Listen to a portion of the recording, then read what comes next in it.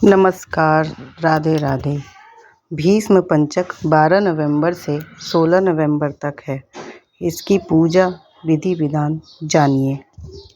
एकादशी से पूर्णमासी तक। चैनल को सब्सक्राइब करना ना भूलें। आज की इस वीडियो में मैं आपको कार्तिक माह के 5 चमत्कारी दिन यानी कि भीष्म पंचक व्रत के बारे में संपूर्ण जानकारी दूंगी। इन 5 दिनों में आपको क्या करना है, क्या खाना है, हमें कार्तिक मास का उद्यापन कैसे करना है, इन 5 दिनों को भीष्म पंचक व्रत क्यों कहा जाता है के बारे में संपूर्ण जानकारी दूंगी। तो चलिए अपने इष्ट देव को प्रणाम करते हुए आज की वीडियो का शुभारंभ करते हैं। सनातन धर्म में भीष्म पंचक के 5 दिवसों को काफी मंगलकारी बताया गया है। वैसे तो जब भी कोई पंचक लगता है तो कहा जाता है कि कोई भी शुभ कार्य नहीं करना चाहिए। भीष्म पंचक इकलौता ऐसा पंचक है जिसे मंगलकारी बताया गया है। ऐसा माना जाता है कि इस व्रत को करने से जीवन में किए जाने वाले हर कार्य में सफलता मिलती है। कार्तिक महीने की शुक्ल एकादशी से पूर्णिमा तक का व्रत भीष्म पंचक व्रत के नाम से जाना जाता है। इस दिन महाभारत के मुख्य पात्र गंगा पुत्र भीष्म की पूजा की जाती है। भीष्म पंचक को पंचभीकु के नाम से भी जाना जाता है। आप जो कुछ भी इन 5 दिनों में करते हैं उसका कई सौ गुना फल प्राप्त होता है। अब हम जानते हैं कि हमें व्रत कैसे करना है। जिन्होंने कार्तिक के पूरे महीने में व्रत किया है तो वो भीष्म पंचक व्रत जैसे करते आ रहे करेंगे, लेकिन इन 5 दिनों में अन्न का त्याग करना पड़ता है। लेकिन जिन्होंने कार्तिक के महीने में अभी तक कुछ भी नियम नहीं लिया है तो ये 5 दिन आपके लिए वरदान है। इन 5 दिनों में स्नान, दीपदान आदि का नियम ले सकते हैं। पूरे महीने के कार्तिक व्रत का फल आपको प्राप्त होगा। देवउठनी एकादशी पर व्रत का संकल्प लें। भगवान विष्णु की पूजा करनी है। पंचभीकु व्रत की कथा सुननी है। आप 5 दिन फलाहार लेकर व्रत धारण कर सकते हैं। इन 5 दिनों में ब्रह्म मुहूर्त में स्नान, 365 बत्तियों का दीपदान, गंगा स्नान, अन्न का दान आदि कर सकते हैं। इससे आपको अत्यंत पुण्य फल की प्राप्ति होती है। स्नान के जल में थोड़ा सा गंगा जल, आंवले का रस या आंवले का चूर्ण या थोड़े से काले तिल डालकर स्नान करें। हर हर गंगे बोले, सभी नदियों के नाम बोल सकते हैं। इसके बाद भगवान सूर्य को इन 5 दिनों में अर्घ अवश्य प्रदान करना है। तुलसी माता की पूजा अर्चना करनी है। भीष्म पितामह को अर्घ प्रदान करना है। ब्रह्मचर्य का पालन करें। दीपदान करना है। देखिए इन 5 दिनों में आप 108 बत्तियों का दीपदान, 365 बत्तियों का दीपदान, 33 बत्तियों का दीपदान भी कर सकते हैं। तुलसी जी की सूखी हुई लकड़ी से भी दीपदान कर सकते हैं। इन 5 दिनों में आप एक सूखा नारियल लें, उसको 2 हिस्सों में काट लें। तो इस तरह से ये आपको 2 आपके दीपक तैयार हो जाएंगे। आप इनमें 365 बत्तियां या 108 बत्तियां लगा करके दीपदान कर सकते हैं। आप जो बत्तियां हैं वो घर में भी बना सकते हैं, नहीं तो बाजार से भी ये बत्ती बनी बनाई आती है। एक रुई की बत्ती बनी आती है 365 और एक कच्चे धागे से बनी आती है 365।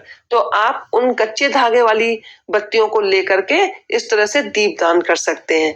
आपको इस तरह से 5 नारियल के दीपक लगाने हैं और 5 में आपको बत्तियां रखनी है, उनका पूजा करनी है। रोली, कुमकुम आदि से दीपों की पूजा करें। 2-3 बार पानी लेकर के हाथ घुमाएं दीपक के ऊपर। इस तरह से ये आपका दीपदान हो जाता है। अब जानती है कि ये दीपदान आपको कहाँ करना है। देखिए आप भगवान विष्णु के सामने दीपदान कर सकते हैं, पीपल वृक्ष के लिए कर सकते हैं, आंवले में कर सकते हैं, वट वृक्ष में कर सकते हैं और आकाश दीप जला सकते हैं। आप यदि गंगा जी जा रहे हैं तो गंगा जी के तट पर भी आप इस दीपदान को कर सकते हैं। पंचभीकु की पूजा के लिए आपको एक चौमुखी दीपक लेना है। ये दीपक आप तुलसी जी के सामने जला सकते हैं। एक थाली लीजिएगा, उसमें आप चौमुखी दीपक रखिएगा और 2 कटोरी, एक में राई और एक में हरा आंवला या सूखा आंवला रख सकते हैं। हरा आंवला अगर आप ले रहे हैं तो उसके छोटे छोटे टुकड़े कर लीजिएगा और दोनों चीजों को अपने हाथ में लेकर थाली के चारों ओर आपको घुमाना है और ये कुछ लाइनें आपको बोलनी है। पूनो नहाई पड़वा नहाई, पंच रत्न पंच तीरथ पंच भीकु नहाई, एक टका मेरी गांठ में सुनियो रघुराई। आधे का लाई आंवला आधे की लाई राई, राई दामोदर सांवरा जिसने सृष्टि रचाई।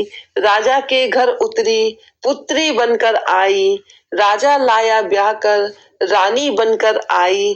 चार चक्कर चार मक्कर चार दिए की लौ, मैं तुमसे पूछूं किशन जी कब निसारा होए।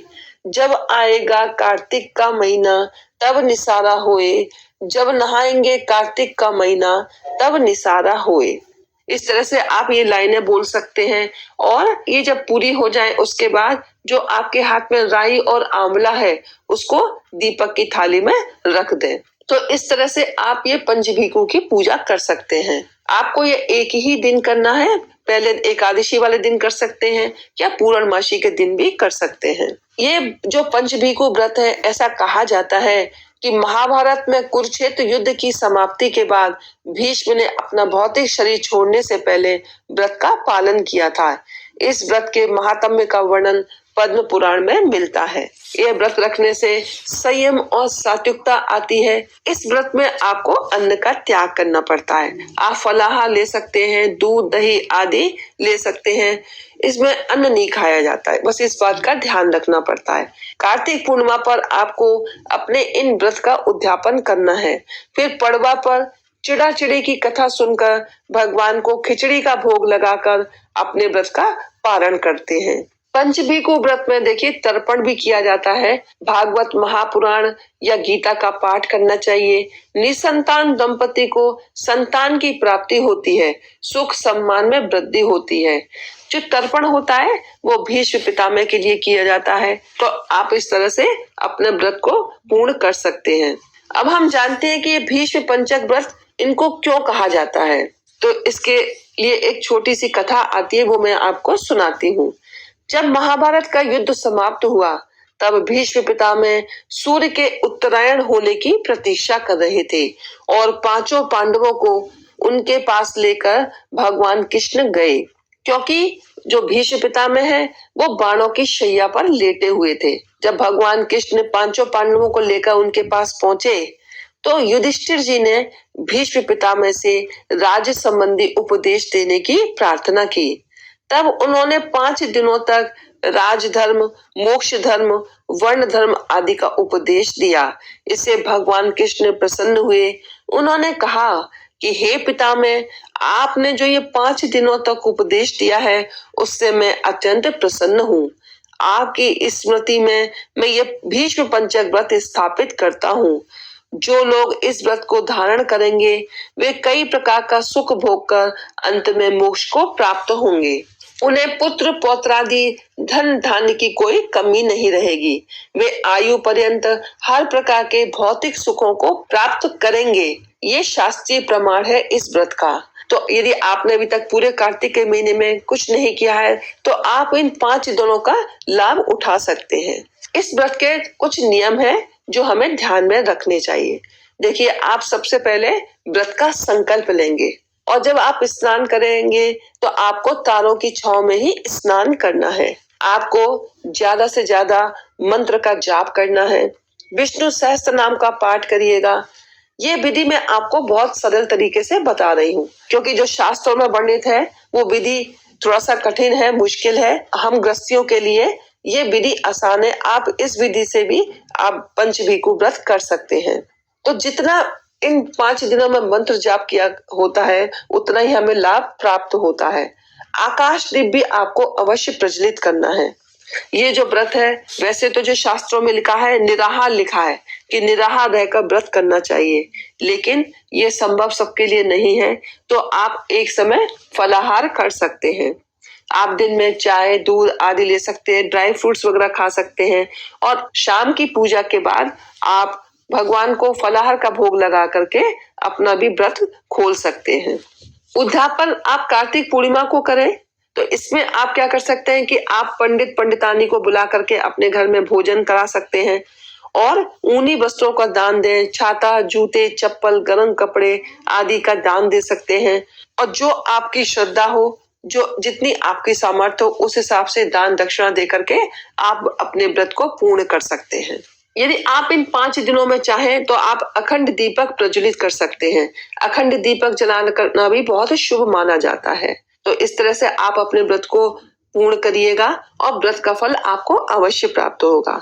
अब मैं आपको कुछ सरल उपाय बताती हूँ जो आप इन दिनों में कर सकते हैं। देखिए, जब आप 365 बत्ती का दिया जला रहे हैं या 108 बत्ती का दिया जला रहे हैं, आप उसके अंदर 1 लौंग और थोड़ी सी काली हल्दी का टुकड़ा डाल दीजिएगा।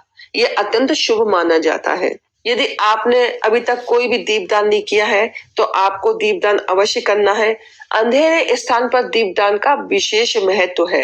एक तुलसी की जो जाप करने वाली माला होती है, आप उसको अपने घर के मंदिर में ही भगवान विष्णु को इन 5 दिनों के लिए पहना दीजिएगा उनके गले में। और 5 दिन तक जब आप अपने मंदिर में विराजमान विष्णु जी के गले में ये माला पहनाएंगे तो आप मंत्र जाप आदि करेंगे तो ये माला अपने आप अभिमंत्रित हो जाएगी। और 5 दिनों के बाद यदि आप चाहें तो ये तुलसी जी की माला खुद भी धारण कर सकते हैं, नहीं तो अपने मंदिर में आप इसको रख दीजिएगा। इस पे आप बाद में जाप भी कर सकते हैं। आपको इन दिनों में चावल का दान अवश्य करना है। आप एकादशी के दिन, द्वादशी के दिन, इन 5 दिनों में किसी भी दिन चावल का दान कर सकते हैं। इन 5 दिनों में आपको तुलसी का पौधा भी दान अवश्य करना चाहिए। आप यदि किसी को दान कर सकते हो दान कर दीजिए, नहीं तो आप मंदिर में इस पौधे को रखकर आ सकते हैं। अब हमें कुछ सावधानियां रखनी है। देखिए, इन 5 दिनों में आपको शरीर पर तेल नहीं लगाना है, भूमि पर शयन करना है, इससे अकाल मृत्यु से बचाव होता है।